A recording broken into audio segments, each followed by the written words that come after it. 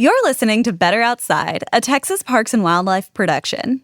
This season was brought to you by Whole Earth Provision Company. I'm your host, Morgan O'Hanlon. And I'm David Yoskowitz, Executive Director of Texas Parks and Wildlife. In our last episode, I took you out to East Texas for a tough ruck through the mud. This time, we're going west to the Devil's River, where I'll take you out on a different kind of adventure. I can't wait to tell you more just after this break. Whole Earth Provision Company has been helping Texans roam wild and free since 1970. Whether you're road tripping through the hill country, catching a sunrise at Enchanted Rock, or planning a summer park hop, they've got what you need to do it right. Think sun protective shirts, trail-tested sandals, packable hats, and water bottles that actually keep your drinks cold. Traveling light, they've got carry-ons, duffels, and gear bags from the names you trust. And if you forgot your shades or backup charger, well, they've got those too. Visit one of their 6 Texas stores or shop 24/7 at wholeearthprovision.com. David, have you ever heard of a Type 2 adventure? Morgan, I have not. So can you describe it for me? A Type 2 adventure is an activity that isn't so fun while it's happening, but it's pretty fun to reflect on afterward. So this is often characterized by discomfort, challenge, and maybe a bit of a struggle. But the lessons and experiences gained from Type 2 adventures or Type 2 fun can make it feel very rewarding in retrospect. So have you ever been out on this type of adventure? Well, Morgan, I actually have. It was my college roommates. After we graduated, we took a trip on the Saco River in Maine. It was late spring, and the river was flooding. Now, what that means when the river was flooding is that it basically filled in all the woodlands. So we decided to go ahead and go for it anyways. We'd already planned the trip. We'd already bought all the food, packed everything up. The outfitter that was going to shuttle us back and forth looked at us and said, "Are you sure you want to do this?" And we said, "We're here. We got to do it." So we did it. We think many times we actually lost the main channel of the river, but we eventually found ourselves towards the end. We got picked up. We made it safely out of the river. There was nobody else the whole time on it. We had the whole river to ourselves, and it was a great adventure looking back on it. Anything you'd do differently in retrospect? Probably not. I think even nowadays, I think I'd probably still take that little trip, that little adventure. It was a good time to spend with friends. Were you well prepared enough for it, you think? We were. We packed plenty of food. We had our life vests. We were strong rowers, so we were in good condition to make a go of it. Yeah, I think preparation is really key to making this type of experience go smoothly and make sure everybody has a good time. And I'm about to put my mom through a similar experience. So since I took a group of friends out to the Devil's River back in 2021, she's been asking me to take her there too. She saw the pictures of that really pretty water and was like, "I need to go there." You know, Morgan, we just opened up another unit of the Devil's River State Natural Area. It's called the Dan A. Hughes Unit, and it's about 14 miles downriver from the Del Norte Unit. That's right. And in fact, that's the other reason why we're going on this trip. Me and a couple of women from the magazine wanted to test out the new self-shuttling option between these 2 units. That's great. Yeah, I'm very excited to try it out and see what happens. But I'll tell you, I'm a little nervous about bringing my mom for 2 reasons. So the first being she's not particularly outdoorsy. I think she's maybe camped 3 or 4 times in her life. And the other reason, the Devil's River is known for being one of the most unforgiving waterways in the state of Texas. It's extremely remote, practically in the desert, and prone to flash floods and heavy downpours. I think she'll do totally fine, but I really want her to enjoy herself, and I don't want to scare her away from future camping experiences.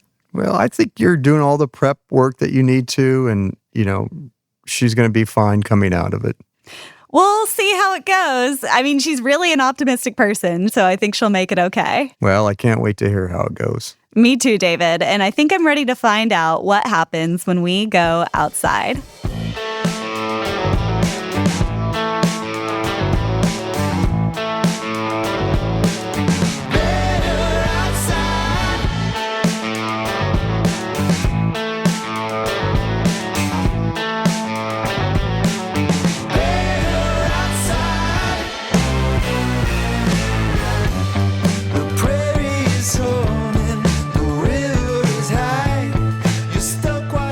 get on the water, I want to talk with someone who can help me plan my trip. So I called up one of the superintendents at the park to give me the inside scoop. I am Kevin Stafford. I'm the site superintendent of the Dan Allen Hughes unit of the Devils River State Natural Area. We are located about 20 miles north of Del Rio, so we're down on the southern Texas border. Now, it does take a little over an hour to get out here. It's not a straight shot from Del Rio, but we are just up the Devils River from Lake Amistad, and we actually share our southern border with that lake. And what's special about the Devils River State Natural Area? Like, what is there to do out there? What's the main attraction? Well, the name of the state natural area is really the main attraction. The Devils River is a spring-fed river. It is the most pristine riverway in Texas, and it's a deep canyon that the spring-fed river flows through. We have low traffic through it, so it's not the bumper-to-bumper inner tubes like the Guadalupe River and stuff in central Texas. We have several endangered species in the river that we are trying to preserve and protect, and it gives you that feel of wild Texas, what Texas used to be like pre-development. When you say it's pristine, what do you mean? Like, is it just really clear water? Is it really clean water? When I say pristine, I'm talking about water quality and kind of human impact onto it. We don't have a lot of development out here. There are the old traditional ranches surrounding it, but these are big ranches. They've been in families for a long time. There are some river cabins and stuff, but there's very minimal human impact. The water that is feeding the Devil Rivers is coming out of springs, so it's all spring-fed. If you think about the big springs like in New Braunfels or in Austin that come out of the Edwards Aquifer, we're similar here, but we are in a low human population area, so the water is extremely clean. We don't recommend people drinking it and stuff like that because it hasn't been chlorinated. But to be honest, it is probably one of the cleanest waters we have in Texas. What's the difference between a state natural area and a state park? Is that important? It is important. The main goal of Texas Parks and Wildlife is to conserve the natural and cultural resources of the state while also providing opportunities, the ability for people to get out and recreate, whether that's fishing, hiking, hunting, whatever, but to get out and do the recreational activities. When we think of a park and we think of a state natural area, the emphasis shifts a little more towards the conservation side for a state natural area. Most parks are open 7 days a week. We're open 4 days a week, and that is because we're playing this balancing game of letting the natural resource, the wildlife, the plants, the animals, and even the whole aquatic ecosystem have time to recover and go back to that natural state away from the human influence and impact. We also have low visitation numbers. We don't have 1,000 people coming in a day because that would put a heavy impact on the resource. So we keep our visitation down low. The Devils River is subdivided into 2 units. We have a northern unit called the Del Norte unit, and I'm at the southern unit called the Dan Allen Hughes unit. On those, the Del Norte unit, we allow up to 75 people a day in, and that's it. It's capped to help preserve that natural resource. Here at the southern unit, go up to probably a similar number of visitors. But right now, we are still kind of in the development stage. We're building campgrounds, and we're capped at 25 people a day right now, which is why we are kind of a reservation-only visitation spot. And what's the difference between these 2 units at the Devils River State Natural Area? Is there like a visible difference? Tell me about the distinguishing factors between them. Each unit has a very distinct vibe to it. They feel completely different. Yes, they're both on the Devils River. Straight line distance, 20 miles.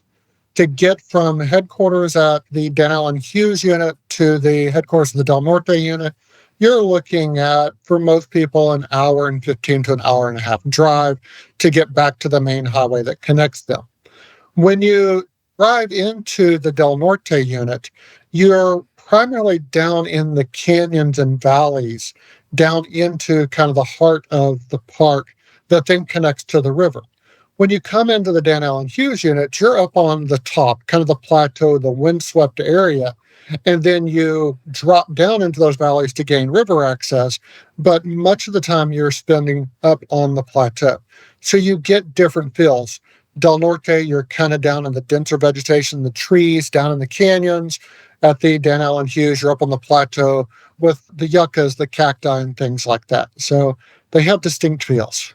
And you mentioned that the main attraction out there is the river, and people like to go see that, obviously. I have been out there. It's really, really pretty. It's like the most gorgeous, like, I don't know, Yucatan-ish water I've ever seen in Texas. But what do people actually do in the river? Like, do people paddle between them? Do people swim? How do they utilize that resource? We see various uses on the river. We do have lots of anglers that come out to go fishing. There's lots of people that like to do fly fishing out here. Now, we are a protected water. So north of Lake Amistad, which pretty much is both of our units, is a spawning habitat, if you want to think of it that way, for our large and smallmouth bass. So it's a catch and release only area for those fishes. A lot of people, they bring their family out, they let kids go swim around in the river, just what you would expect with your normal river activity. At the North Unit Del Norte, there are a lot of big springs, Finnegan Springs, that discharge out of the rocks, and the kids love playing in the springs where it cascades over the rocks. Most people that come out, when they think of the Devers River, they're thinking of a canoe or a kayak trip down the river. When we're looking at the two parks, the Del Norte unit, we only have about a mile of river access that the park directly butts up against the river. When we go to the southern unit, we're looking at closer to 6 miles of riverfront that the state natural area is adjacent to. Now, the distance between the two parks, where the public usually is kayaking or canoeing, is about 16 miles. Most of that, of course, is through private land. So one of the things that we do strongly encourage is please respect the private land. These are ranchers and families that are adjacent to the river. This is a natural waterway. People are allowed to go down it, but we got to remember that the natural waterway in the state of Texas is within the boundaries of that stream or that river. Most people want to enjoy the river, and they don't want to just rush through as quick as they can and get from one unit to the other. So they will spend 2 or 3 days on the river. That way they can go swimming, they can go fishing, they can just kind of leisurely go down the river and fully enjoy it. While doing that, to make sure we protect the private landowner rights, most people will choose to camp on islands within the river so they're not accidentally trespassing on anybody's land.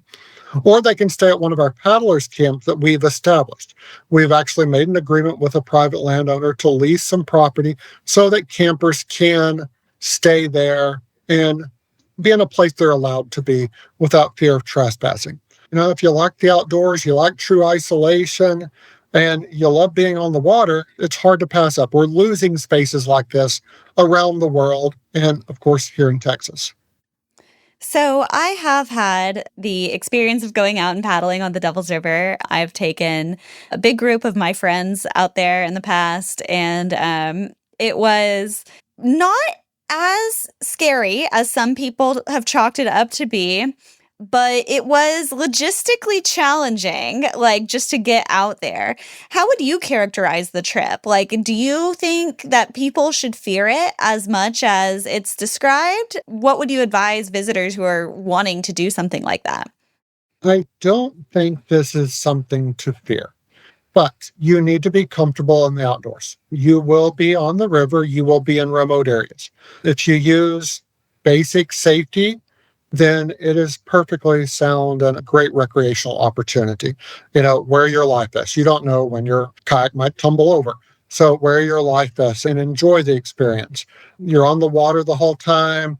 So you're kind of down in a canyon, kind of protected from the sun a lot of the time. I will say that sometimes the wind gets a little strong coming up that canyon. So you may have to paddle a little harder than you want to some days. But if you're lucky, the next day the wind's coming from your backside and you have to paddle less that day. But really, there's not much to fear. Many sections you can easily walk through. The water is not that deep. There are going to be those deeper pools where you can really enjoy kind of jumping in and splashing and swimming around. But then you also got long stretches that are just beautiful, crystal clear, shallow water that you can just leisurely paddle through. We have not had the Dan A. Hughes unit in our possession for very long, have we? We have not had it in our possession for a very long time, yes. And it hasn't been open to the public for but a few months. And what's the significance of having more public land in this area and on this waterway? There's various perspectives on that. Obviously, one of the biggest significance is we are taking another large tract of land and we're conserving it. We're making sure this resource is not accessible for people today, but it will remain accessible for future generations. As part of that, the conservation plan is going to be there for the next generation so that it doesn't become contaminated or degraded over time. We're trying to preserve that resource. Now, the other thing from a more accessibility standpoint is by having the two units with a significant distance river in between them, it now enables people to what we call self-shuttling. People can actually stage a vehicle at the Dan Allen Hughes unit. They can then drive up to the north unit, put their kayaks into the river, and then float down to the other unit. So they can kind of see the river on their own time scale. They can have a little more flexibility in their planning by being able to stage vehicles at both ends if you've got a group coming. In the past, because the southern unit, the Dan Allen Hughes unit, was closed to the public, the only way that it could be accessed was through private concessionaires and things like that that could get into the property. So this really, it opens up the accessibility to a much wider audience. That self-shuttling ability, is that something we can go out and do now? We can do it now. It is available. We are still working out some of the minor details associated with it because, like I said, the Dan Allen Hughes unit has only been open since January of this year. So we're still working on it. We're still building campgrounds here at the state natural area that I'm part of.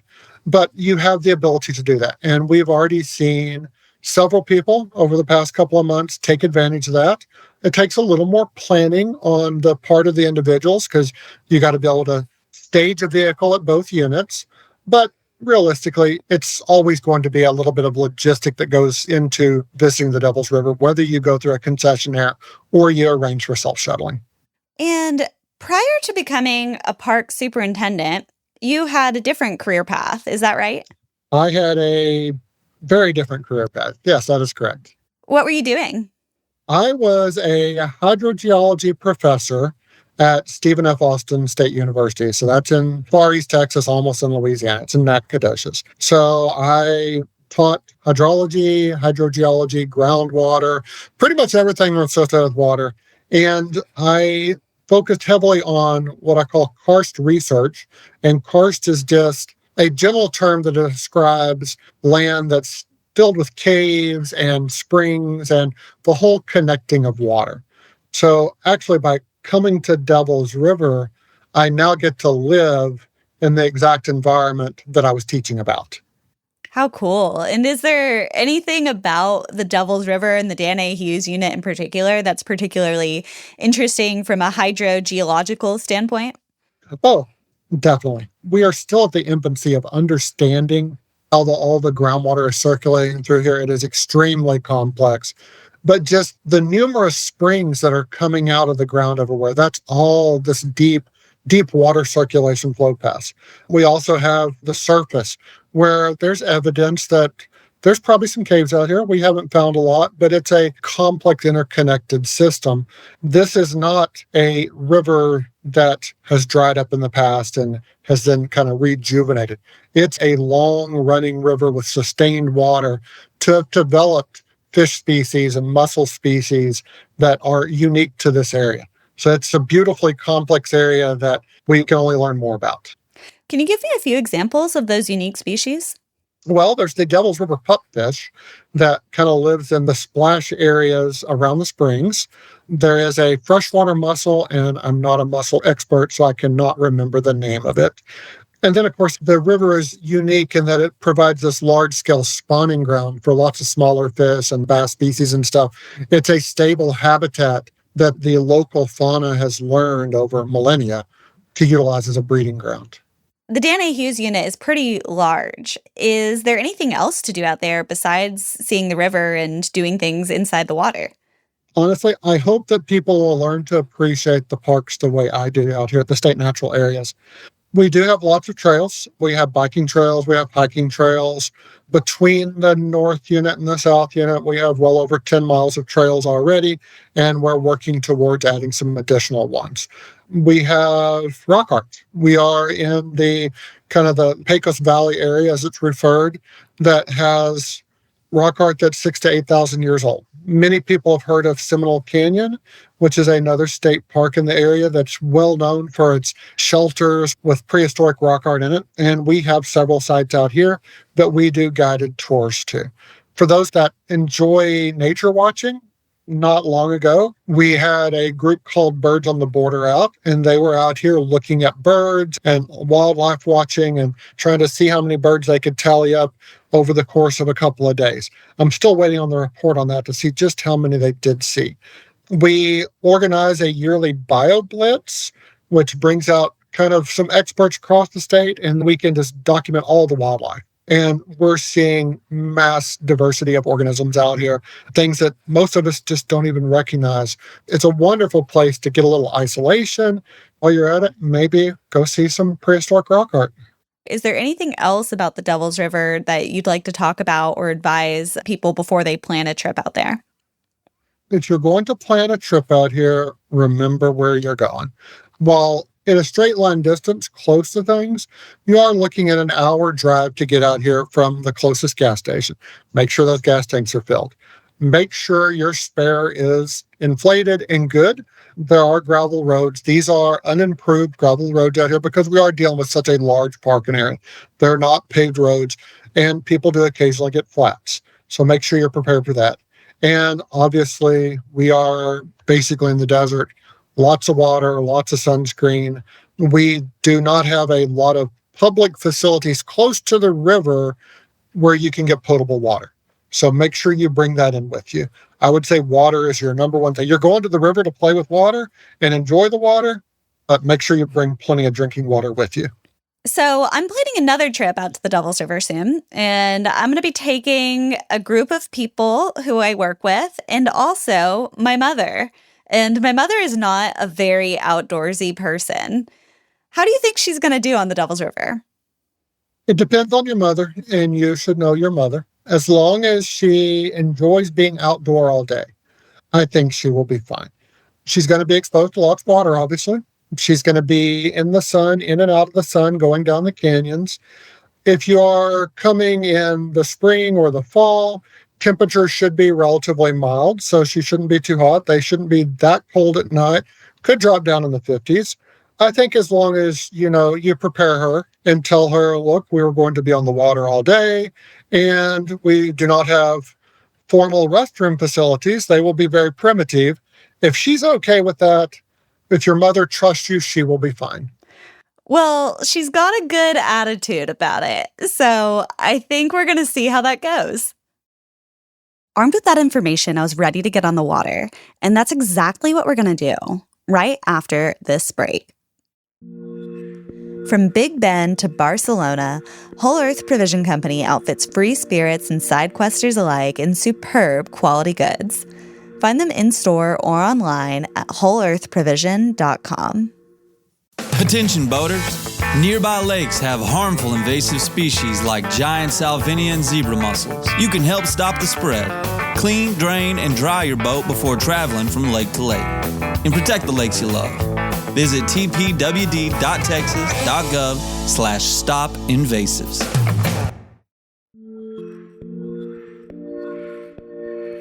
I pick up my mom and her friend Esther the day before our trip so we can make the 5-hour drive to the Devil's River.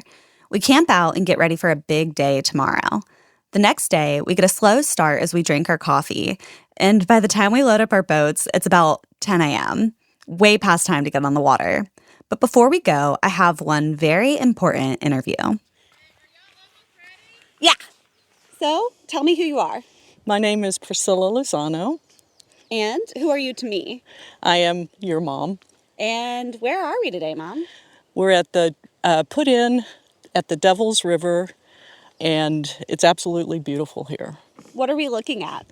I see hills in the background covered with cactus. I see, most importantly, a beautiful river that is green in color.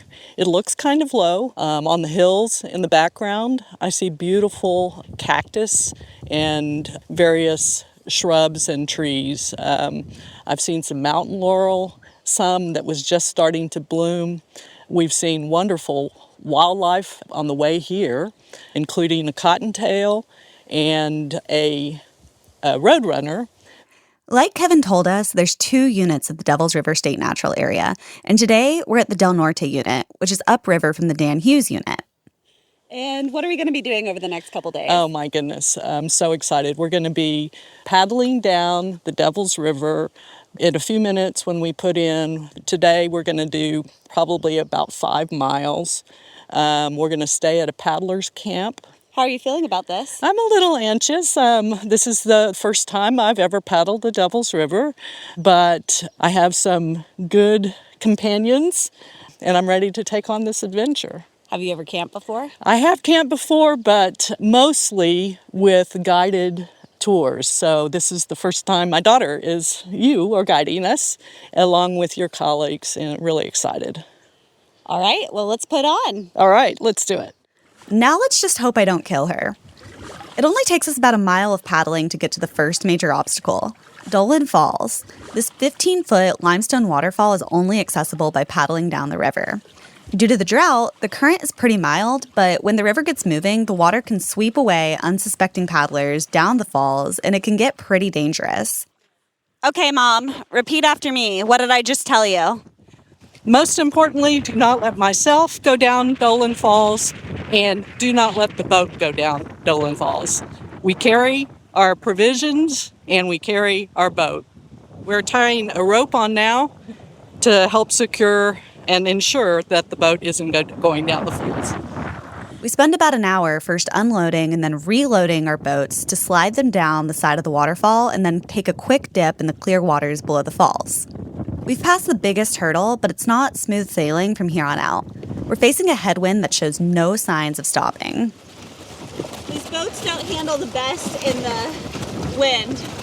And the river is low. We're getting out to drag our boats every 100 or 200 yards. Every time I step out of the boat, I earn a new bump or bruise. Ow. Ow! The low water also makes it harder to find channels of moving water to get down the rapids. Looks like left, maybe? I don't know. Yeah, stay left in the white water the whole way down. Like, there's boulders on this way, and you're going to go all left of the boulders. All the way left. Except for that. I spend a lot of the day coaching my mom and Esther through the rock gardens. Next time, I go first to show them the path through. All right, we're doing it. It's not too scary. It's not scary. Come on, come on, come on. Don't stop, come on. Now pull, pull, pull, pull, Mom, pull.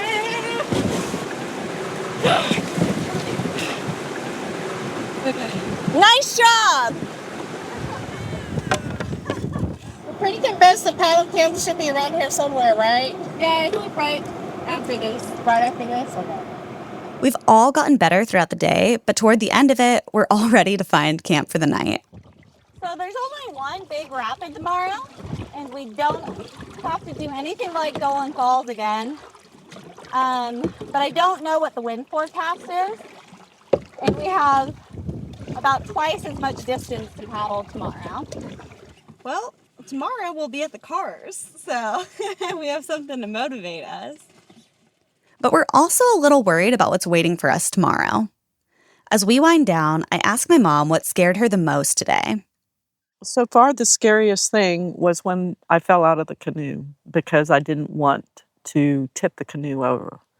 And so we were going down the rapids, and I saw it was going to go over. I needed to get out. So I got out. What I have learned is you want to make sure that you go out down a rapids with your feet first. So that was the scariest thing. Ultimately, it worked out. You know, the canoe didn't tip over, but that was the scariest thing, yeah. But besides that one moment, it's been a lot less scary than she thought. We go to bed for the night, thankful that it's been mostly smooth sailing so far. This is day 2 of our Devil's River trip, and today we've got a pretty nice tailwind on us, which is a nice change from yesterday. Without paddling, we're probably moving at least 1.5 miles an hour pace, whereas yesterday we were fighting the wind pretty much the whole way. And we've now reached the more canyony area of the river. The water is bright turquoise green, and we have finally passed the last of the rapids, which is good news for our whole group, especially with the water being this low. We've been dragging on a lot of rocks, and we're probably only about 4 miles from the finish. So just really grateful to be out here and to be showing my mom, her friend, and my colleagues this river. I'm suspecting my mom is getting a bit better, but to make sure, I put a mic on Esther, my mom's friend, to spy on her. Yeah, I'm really good at this backward paddling.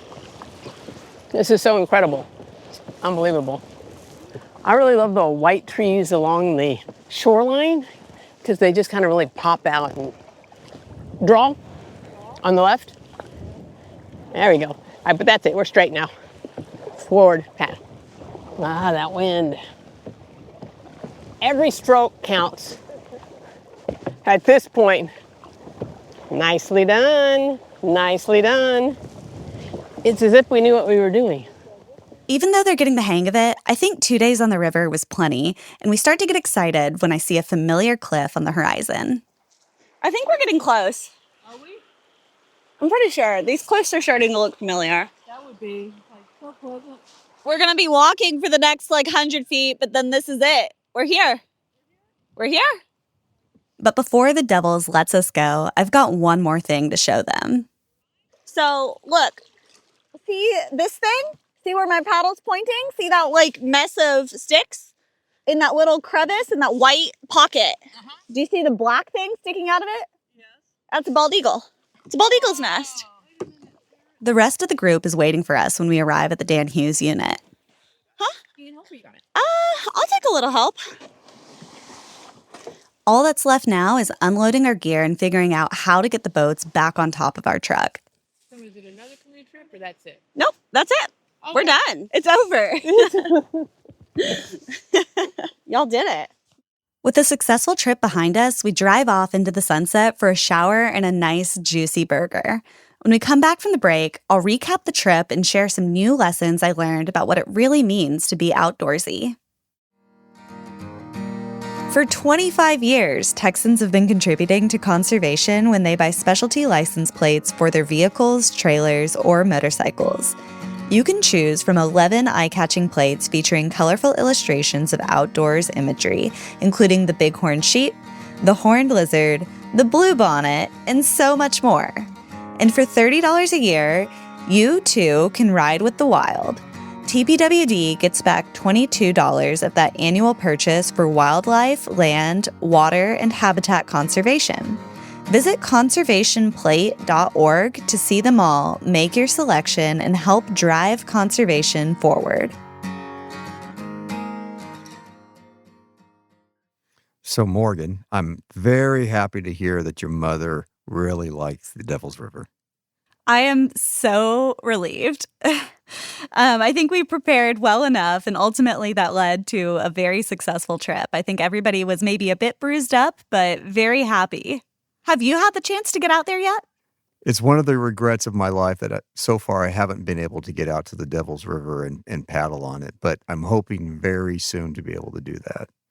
Are you nervous at all for any of the horror stories that people have told you about out there? Not at all. You know, David, all of this has me thinking about, when do you think you realized that you were outdoorsy, so to speak? I don't know if I ever realized that I was outdoorsy. I just grew up in the outdoors. So it was more about me not being in the outdoors that became uncomfortable. So, that goes back to my family. That goes back to my father and all the backpacking trips that we did together and fishing trips and climbing trips. It just was part of my life from the beginning.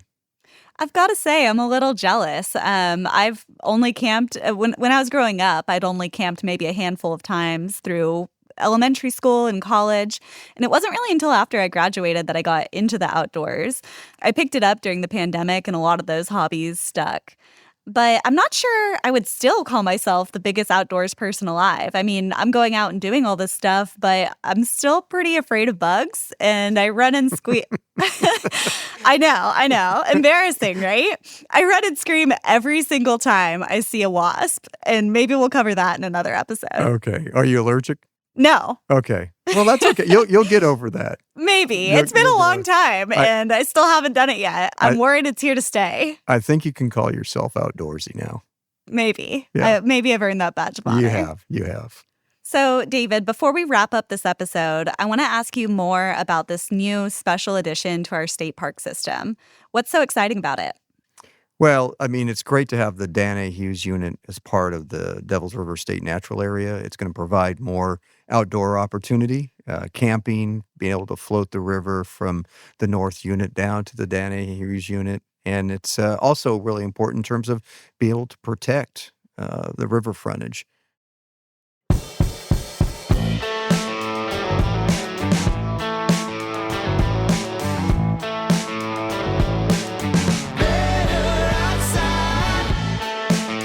Better Outside, a Texas Parks and Wildlife production, is brought to you by Whole Earth Provision Company. This episode was written and reported by me, Morgan O'Hanlon. Story edited by Wes Ferguson and Aislinn Gaddis for Free Range Productions. Sound design and audio engineering by Austin Sisler at Eastside Studios in Austin, Texas. Our theme song was written and recorded by Walker Lukens and Grant Eppley. Artwork for the show is by Aaron Zachary. And if you like this story, you should check out Texas Parks and Wildlife magazine at tpwmagazine.com. That's Texas Polecat Waco magazine.com. And you can support us by subscribing to the magazine for only $2 a month. All this information, along with transcripts, photos, links, and so much more, is available in our show notes. You can find them at betteroutside.com. And, of course, you can find Better Outside wherever you get your podcasts. Until next time, we'll catch you outside.